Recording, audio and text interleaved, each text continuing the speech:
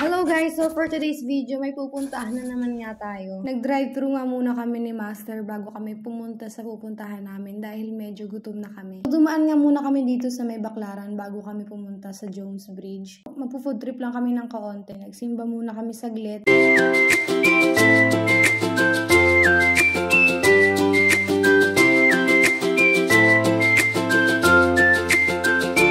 And then dumiretso na kami sa Jones Bridge. At hindi namin akalain na ang laki na ng pinagbago niya nung mga pumupunta pa kami nung una. Ginagawa pa siya and wala pa siya masyadong mga stall, konti pa lang yung mga nagtitinda ng mga pagkain. Nag-enjoy talaga kami ng sobra kasi meron ng photographer. Dati kasi walang ganon. Salamat. Nakapag-tap mo yung isa. Isa lang meron eh. Nakapag-tap mo. Picture din kayo kuya sa mga event? Oo sir, more on events talaga kami. Pero pagka wala kaming events, nagkagaton. Extra namin kasi. Magkano po ba yung picture nyo pag yung ano, halimbawa AR kila po kayo gano'n? 7-8 for 2 hours, unlimited printing na siya. Ah, limited printing. Opo. Ah, so parang walking photo booth siya? Yes po, walking po talaga siya. Thank you po. Oh my God.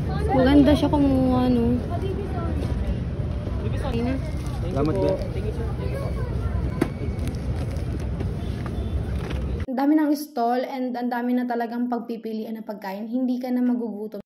Kung alam nga lang namin na marami nang pwedeng kainan dito na kami kakain. Hindi na sana kami nag-drive-thru. Kung talagang alam lang namin na marami ng stall dito. Nag-start daw to noong December na marami nang nagtitinda. Trinay nga namin ni Pao yung mga ibang pagkain dito. Hindi kami masyado nakakain ng marami kasi nga busog pa kami. Yung mga gusto lang namin i-try, yung alam namin magaan lang sa tiyan, yun lang yung mga binili namin.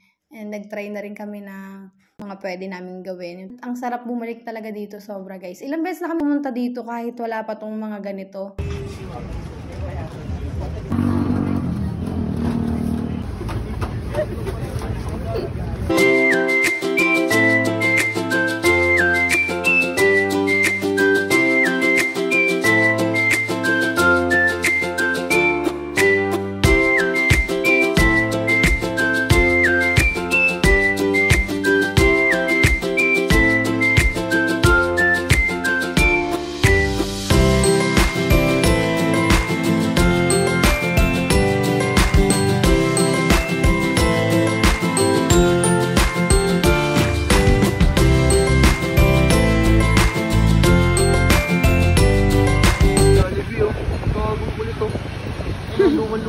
Oo.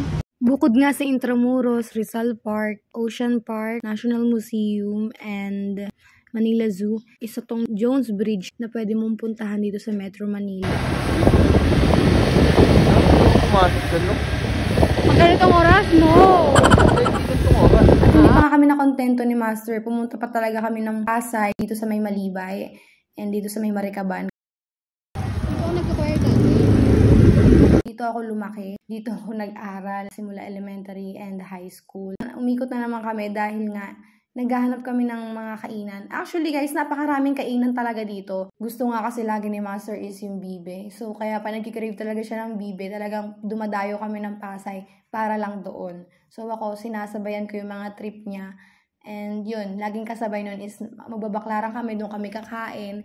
O kaya sa Baclaran, sa likod ng simbahan, doon kami kakain. Meron talaga kami laging kinakainan doon sa may gate 3, kung saan taga nakatira dati. Marami nga laging kumakain dito kaya nagkakaubusan ng upuan. At madalas nakikita ko rin dito yung mga iba kong kaibigan. Nakakasabay namin sila. Dito nga lang yan sa Nichols, Maricaban, Barangay 184. So yun lang guys, thank you for watching and see you in my next vlog. Bye!